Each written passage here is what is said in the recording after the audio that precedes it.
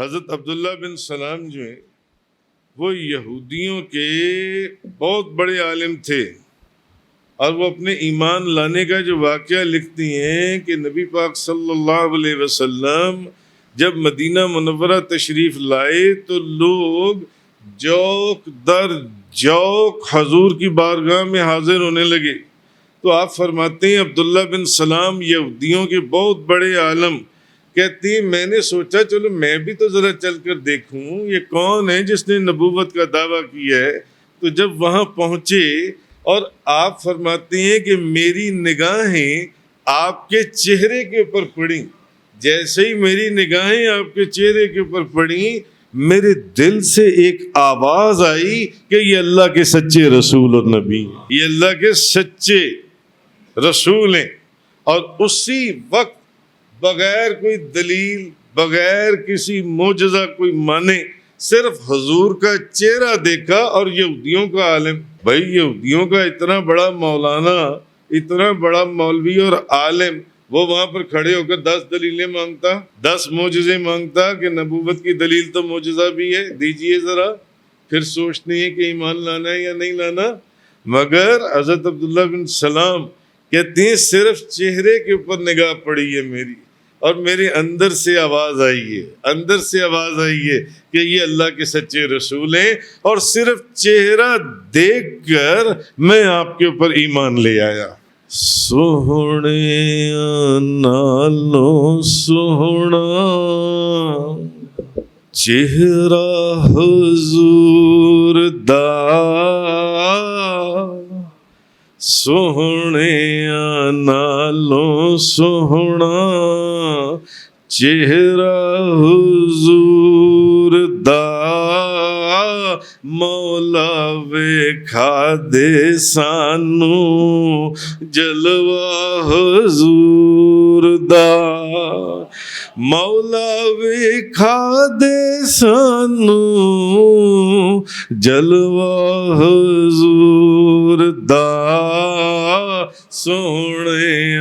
نالوں سوہنا چہرہ حضور دا۔ بھائی وہ تو ایک عالم تھے، بہت بڑے مولوی اور مولانا مفتی تھے یہودیوں کے، تورات کے، حضرت عبداللہ بن سلام، جو صرف آپ کا چہرہ دیکھ کر ایمان لے آئے بغیر کسی دلیل، کسی معجزے کے۔ مگر جو سیدھے سادے لوگ، پینڈو، گاؤں دیہاتوں کے جو ان سے تھے، امام بھیکی، انہوں نے جامع بن شداد سے روایت کیا، وہ کہتے ہیں کہ ہمیں ایک شخص نے، اس بندے کا نام تھا طارق، اس نے بتایا کہ ہم مدینہ طیبہ کے باہر ایک دفعہ ٹھہرے ہوئے تھے، مدینہ منورہ کے، تو نبی کریم صلی اللہ علیہ وسلم ہمارے پاس تشریف لائے، اور حضور نے پوچھا، وہ طارق نام کا بندہ بتاتا ہے، حضور نے پوچھا کہ بھئی تمہارے پاس کوئی چیز ہے جو تم نے فروخت کرنی ہو، جو تم نے فروخت کرنی ہو؟ تو ہم نے ایک اونٹ کی طرف اشارہ کیا کہ یہ اونٹ ہے، ہم اس اونٹ کو بیچنا چاہتے ہیں۔ تو نبی پاک صلی اللہ علیہ وسلم نے ان سے پوچھا کہ اچھا اس اونٹ کی قیمت کیا ہے؟ انہوں نے حضور کو قیمت بتائی، حضور نے قیمت منظور فرما لی، یعنی حضور نے فرمایا کہ اب یہ اونٹ جو ان سے میرا ہوا۔ اور وہ طارق نام کا بندہ کہتا ہے کہ حضور نے اونٹ کی نکیل پکڑی اور اونٹ کو لے کر ایک طرف چلے گئے، اونٹ کی نکیل پکڑی اور اونٹ کی نکیل پکڑ کر ایک طرف کو چلے گئے۔ تو ہم حضور کو دیکھ رہے تھے کہ ایک بندہ آیا، اس نے ہم سے اونٹ خریدا، اور اونٹ کی نکیل اور رسی پکڑ کر اور قیمت مقرر ہوئی، اور وہ اونٹ کو لے کر ایک طرف کو چلا گیا۔ تو فرماتے ہیں کہ اب وہ جب چلے گئے تو ہمیں ایک فکر ہوئی، یعنی میرا خیال ہے بھئی جب یوسف علیہ السلام کہ وہ مصر کی عورتوں نے دیکھا تو انہوں نے وہ سیبوں پھلوں کی بجائے اپنی انگلیاں کاٹ لیں، مگر ان کو پتہ ہی نہ چلا کہ یہ ہوا کیا ہے ہمارے ساتھ جو ہے، وہ ان کو معلوم ہی نہیں ہوا۔ میرا خیال ہے وہ سارے حضور کے حسن کے اندر گم ہو گئے، حضور کے چہرے کے اندر گم ہو گئے۔ وہ جو ایک ولایت کا اور ایک بزرگی کا نور حضور کے چہرہ انور کے اندر فرماتے ہم دیکھتے رہے، ایک بندہ آیا، اس نے ہم سے اونٹ خریدا اور اونٹ خرید کے قیمت بھی طے ہو گئی، مگر ابھی قیمت دی نہیں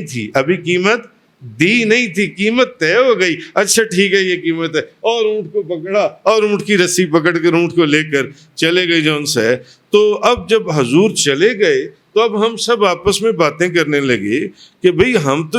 جانتے ہی نہیں کہ یہ کون تھے، ہمیں تو ان کا پتہ بھی نہیں معلوم، اور کم از کم ان کا پتہ تو لے لینا تھا، یہ کہاں سے آئے تھے جون سے، کس جگہ سے آئے تھے، یا ان کا نام کیا تھا، ہم ان کو ڈھونڈیں گے کہاں پر، ہم ان کا پتہ کہاں پر کریں گے؟ تو ہمیں کیسے پتہ چلے گا کہ یہ اونٹ کون لے کر گیا؟ مدینہ طیبہ کے باہر یہ قافلہ ٹھہرا ہوا تھا۔ تو فرماتے ہیں ہمارے اندر نا ایک خاتون بھی تھی، ہمارے اندر ایک خاتون تھی، اس نے جب ہمیں دیکھا نا کہ ہم پریشان ہیں، تو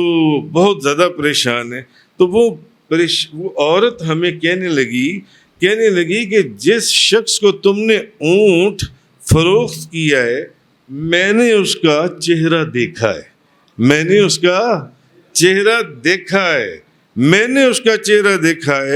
اس کا چہرہ بڑا روشن تھا، اور یہ چہرہ کسی جھوٹ بولنے والے کا نہیں ہو سکتا۔ اور میں حالانکہ وہ عورت اس قافلے کی تھی، اس نے کہا میں اس اونٹ کی قیمت کی ضمانت دیتی ہوں، اگر وہ شخص نہ آیا تو وہ قیمت میں تمہیں دوں گی، اب ایک دن گزر گیا، اگلے دن نبی پاک صلی اللہ علیہ وسلم نے ایک صحابی ایک بندے کو بھیجا کھجوریں دے کر، اور وہ کھجوریں لے کر ہماری قیام گاہ پر آیا، اور اس نے کہا کہ پہلے جتنا دل کرتا ہے پیٹ بھر کر کھجوریں کھا لو، اور اس کے بعد حضور نے اس اونٹ کی جو قیمت بھیجی تھی، اس نے وہ قیمت بھی ان کو ادا کر دی۔ سوہنے نالو سونا چہرہ حضور دا، مولا ویکھا دے سانو جلوہ حضور دا۔